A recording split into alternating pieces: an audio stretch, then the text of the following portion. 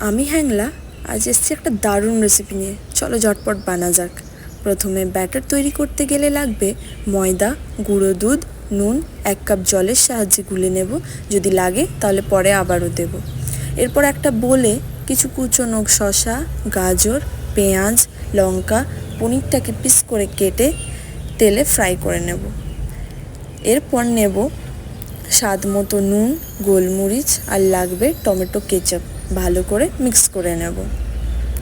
এরপর প্যান গরম হয়ে গেলে একটু তেল ব্রাশ করে ব্যাটার দিয়ে দেব।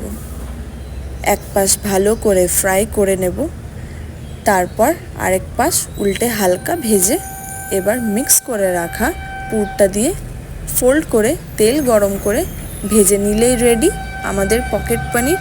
আর হ্যাঁ, ফোল্ডিংয়ের জন্য কিন্তু আমরা ইউজ করেছি ময়দার ব্যাটারটা। ওটা চারপাশে দিয়ে পরে ফোল্ড করে তেলে ভেজে নিলেই রেডি হয়ে গেল আমাদের পকেট পনির। তাহলে কি আর দেরি কিসের?